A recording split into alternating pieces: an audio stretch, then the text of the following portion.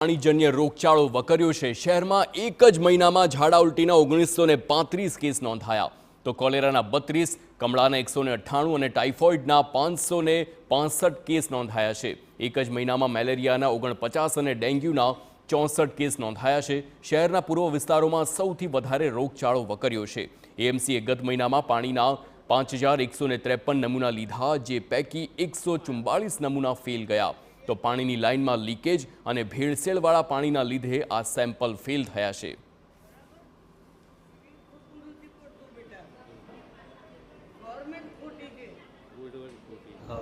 મે માસ દરમિયાન ઝાડા ઉલટીના 1935 cases, જોન્ડિસના 198 cases, ટાઇફોઇડના 565 cases અને કોલેરાના 32 કેસ રિપોર્ટ થયેલા છે।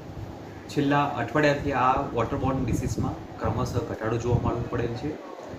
જે પણ કેસીસ રિપોર્ટ થયા છે, કોઈ એક જગ્યાએથી એક વિસ્તારમાંથી રિપોર્ટ થયા હોય તેવું જણાતું નથી, પણ મુખ્યત્વે કેસીસ સાઉથ ઝોન વિસ્તારમાં, બહેરામપુરા વિસ્તારમાં, લાંબા વિસ્તારમાં, વટવા વિસ્તારમાં, તાણીલીમડા વિસ્તારમાં, તે જ પ્રમાણે પૂર્વ ઝોનના પટ્ટામાં રખિયાલ વિસ્તાર છે, ગોમતીપુર છે, ઉત્તર ઝોન વિસ્તારમાં સરસપુર વિસ્તાર છે, રખિયાલ વિસ્તાર છે, આ પ્રકારના વોર્ડમાંથી કેસીસ રિપોર્ટ થઈ રહ્યા છે।